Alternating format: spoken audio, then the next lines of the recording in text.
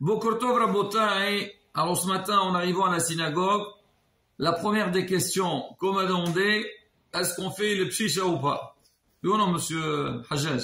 Oui, on fait. C'est lui qui a fait. Ah, d'accord. On va essayer Rabotai d'expliquer. Alors c'est quoi le pshisha? Et quand est-ce qu'on fait le pshisha? Et pourquoi on fait le pshisha? Donc, et c'est quoi les raisons de la pshisha?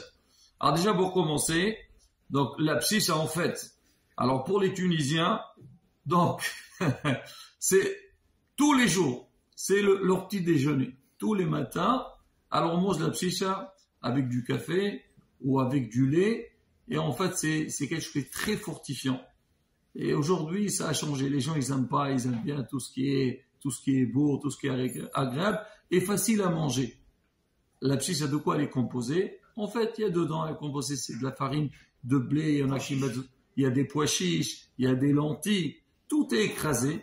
On fait de ça comme une genre au début, comme une farine, une poudre, et après, on la travaille avec de l'huile, et on met dedans aussi, on met des amandes, on met des dattes, mais vraiment, celui qui sait bien la faire, elle a un goût exceptionnel, et c'est très fortifiant. Moi, je me rappelle quand j'étais avec Sléman, il y avait un avrer, que lui à la base c'était un joueur de rugby. Il était très costaud. Alors lui il est d'origine tunisienne, alors lui, le matin il nous voyait. Nous on est venu avec les bains. Bon, on a bien toujours, on amène avec nous, on est approvisionné avec tout ce qu'on mangeait. On a mis la pshisha, il me dit, dis-moi, est-ce que tu peux me donner 2 petites cuillères? Il me dit 2 petites cuillères de pshisha. Moi je reste toute la journée et j'ai pas besoin de manger autre chose. Voilà, tout ça, le lait, ça. C'est vrai, il faut manger tout ça, mais pour dire que quoi, c'est quelque chose de très fortifiant.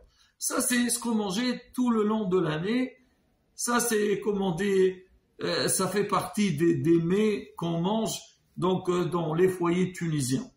Maintenant, le soir de Rosh Hashanah, c'est un peu particulier. Alors on dit que on a le minhag de faire donc une cérémonie à travers la pshisha. On va expliquer dans la suite. Alors, où on a l'habitude de faire ça? Alors, en Tunisie, aussi bien dans le nord que dans le sud. Moi, à la base, on m'avait dit que c'était plutôt dans le sud qu'on faisait ça, mais je viens d'entendre que même à Tunis, même, voilà, monsieur Hajjaz, vous êtes de Tunis, on faisait ça aussi. Exactement. D'accord. Donc, c'est un minhag qui concerne tous les juifs tunisiens. Il y a aussi les Tripolitains. Tripolitains, ils font beaucoup, et eux, cette fête, ils la font d'une manière très, très festive. Aujourd'hui, ils essayent de faire ça aussi, on va en Israël, ils font vraiment une soirée. Mais encore une fois, Rabotin veut faire la fête, il n'y a pas de souci, mais il faut respecter la fête. Parce qu'on va voir, les raisons de cette fête, ça vient pas, ça tombe pas du ciel comme ça. Il y a des raisons qui sont même des fois liées avec l'histoire du clan d'Israël. Et des fois, ils font des soirées, et dans la soirée, ils amènent des chanteuses ou des danseuses et tout. Rabotin, on a perdu le goût de ce minhag-là. Il faut faire les choses bien. Alors maintenant, les Tripolitains, ils faisaient chez eux à la maison, et Baruch Hashem. Donc il y avait toute la famille qui vient. Alors maintenant, donc on a dit de quoi elle est composée la pshisha. On l'a fait le Rosh Hashanah. Alors comment ça se passe? En général, le soir de Rosh Hashanah, on fait un repas de fête. En général, on fait couscous. D'accord? Exactement, marché et des boulettes et tout. Mais avant, on mange aussi les fèves et des œufs. Toujours en Tunisie, on sait quand il y a la fête, toujours au début, les fèves et les œufs. Vous savez pourquoi les fèves ou pas? Parce qu'en arabe, on dit les fèves, le foul. Et c'est vrai, il foul. C'est quoi il foul? C'est annoncer quelque chose de bien. D'accord? On foul, donc c'est la fête. Alors on fait au début les fèves et avec des œufs, bien sûr, il y a les salades et tout. Après, le repas, en général, couscous avec de la viande. Et à la fin, on va faire la pshisha. Alors, comment ça marche? Alors, déjà, donc on a la pshisha, on fait aussi un kandil. Alors, dans le kandil, alors on met des bijoux. Il y a certains, même dans la pshisha, ils mettent des bijoux, mais bien sûr, il faut bien les laver, il faut bien les nettoyer et les mettre à l'intérieur. Et après, donc, on met cette poudre-là, donc de la pshisha. Et donc, chacun, alors, par exemple, on commence, on met le doigt, il verse l'huile et on essaie de tourner. On dit en arabe c'est quoi? Ibeshish. C'est quoi ibeshish? Il mélange. Donc ça le nom, pourquoi on l'appelle pshisha? Parce que ibeshish. On va voir aussi, c'est un sens aussi en hébreu le mot pshisha. Alors on tourne et on dit des phrases. Alors, il y a beaucoup donc de manières de dire ces phrases-là. En fait, c'est quoi ces phrases? Akum Rosh Chodesh Nissan, c'est le début de l'année selon la Torah. On a vu Shabbat, Hachem dit à Moshe Rabbeinu, il dit que ce mois-ci de Nissan, c'est le premier mois de l'année. C'est-à-dire Rosh Hashanah, selon la Torah, c'est Rosh Chodesh Nissan.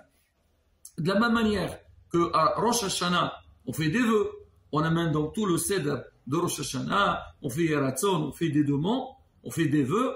Pareil aussi, Rosh Chodesh Nissan, comme c'est le début de l'année, selon la Torah, on va faire des demandes, et surtout, on demande surtout pour la Parnassa.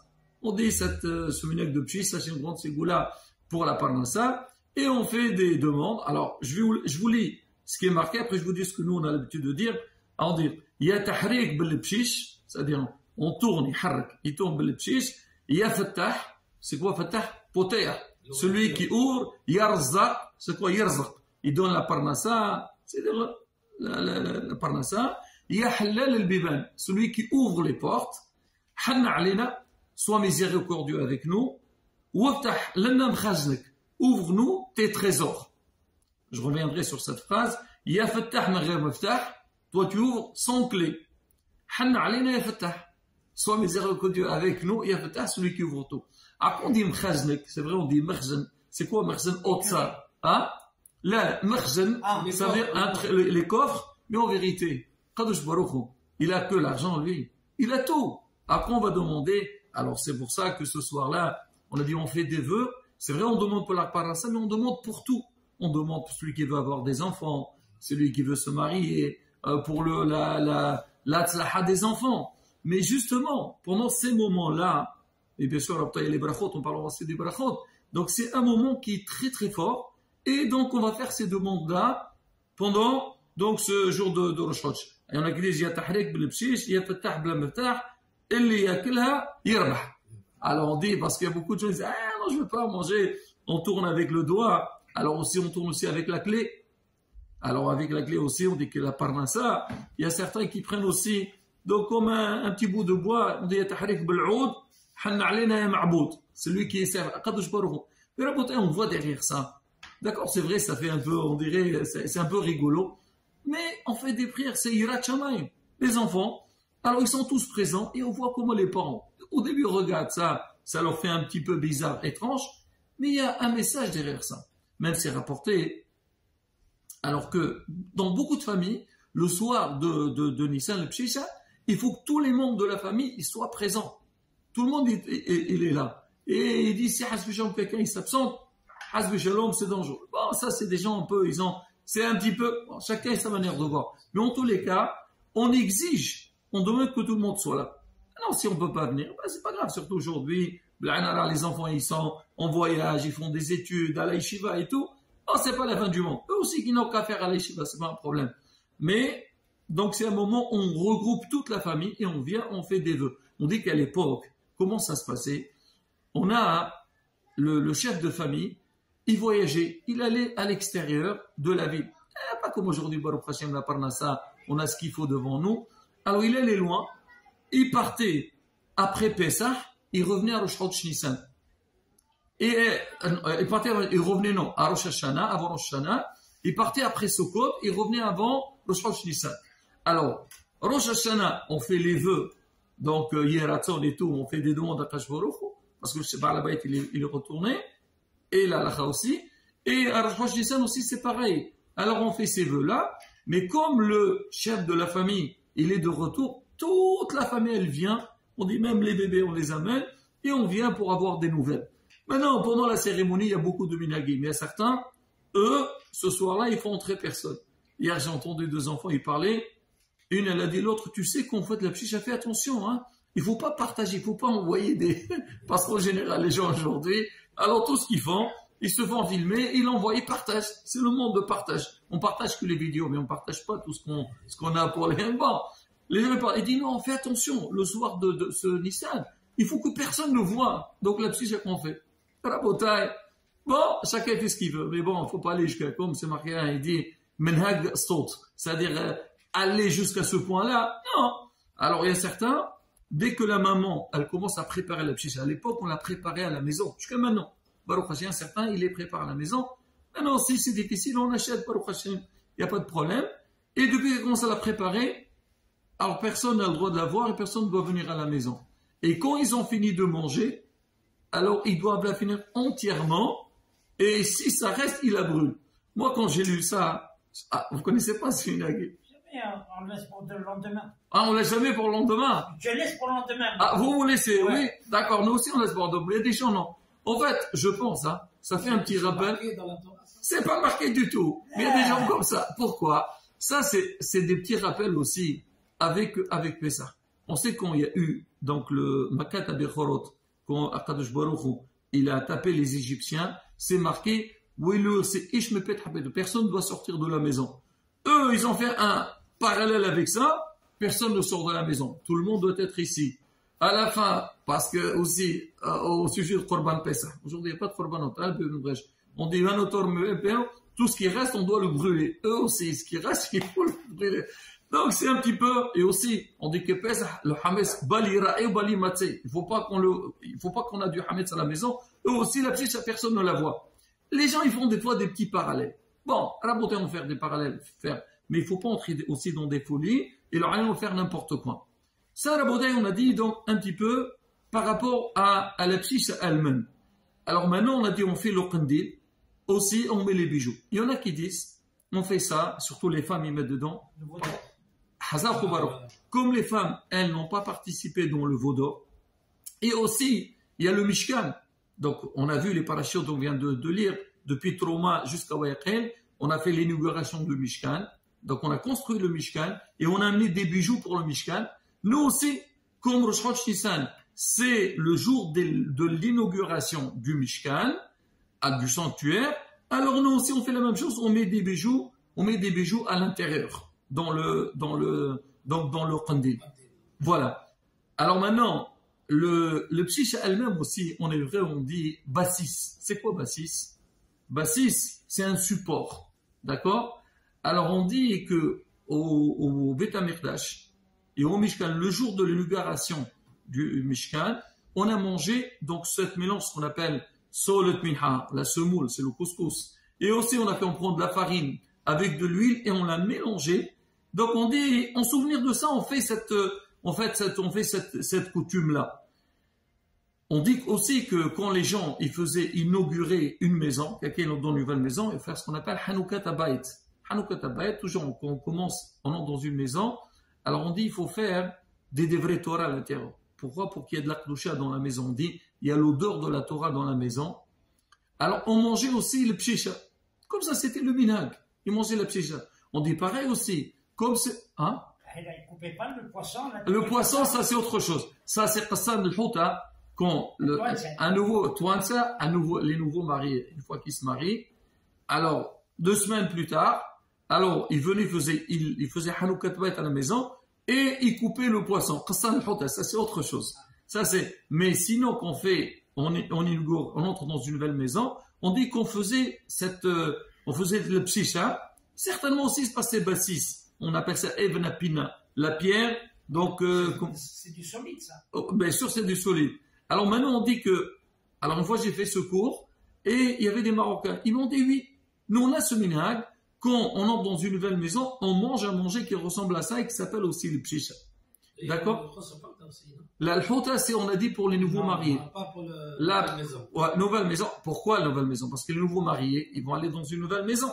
Quand ils font ça, et pourquoi ils coupent le Houta, vous croyez-vous? D'après vous? Bien sûr. D'accord.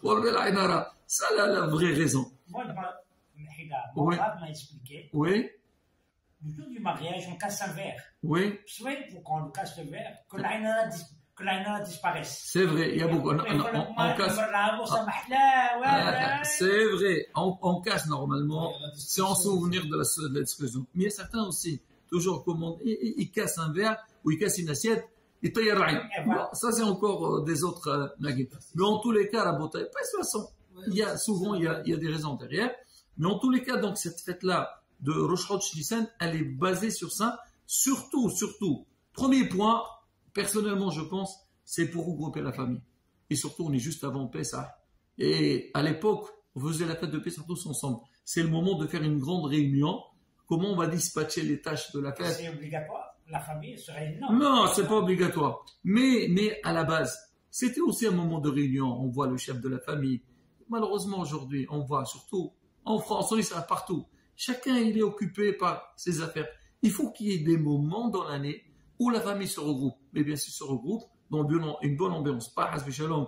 Il est créé. Ah, va savoir. Alors, et ça, donc tout le monde, déjà, les grands-parents, ils voient les enfants, les petits-enfants, ça leur fait plaisir. C'est important. Il y a toujours un message. Il faut savoir, quand tu vas voir les parents, il y a toujours un message qui est là. Même si on dit, ah, qu'est-ce qu'il va voir? Si, tu peux pas savoir. Seulement les brachot qui te fait, les bénédictions qui te fait déjà, c'est énorme. Donc déjà, on a dit la famille se regroupe pour ça. On a dit on se prépare aussi pour la fête de Pessah. Il y a aussi, comme on a dit, le message, un rappel du Beth HaMikdash. On a parlé du veau d'or. Ah, Amissa, il a fauté, il a fait le veau d'or. Donc nous, on doit faire attention. Renforcer la Emouna, tous les prières qu'on fait. Et on, Ya Rabbi, Ya Tahrik, on demande Ya Rabbi Arzaqna, donne-nous ça pour dire que quoi? Que tout est entre les mains d'Akadosh Baruch.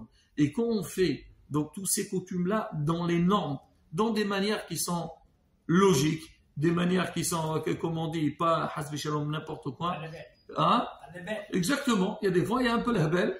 Non, pas du tout. Et bien, donc on gagne gros. Et surtout, encore une fois, la imuna et l'éducation aux enfants. Et là, comment on dit de faire cette fête-là dans la joie, dans la simha, dans la brioute. Et chez les skib, et la construction de Beth HaMikdash, et la Goula Shlema, Amen. On va vous dire Hak Sameach.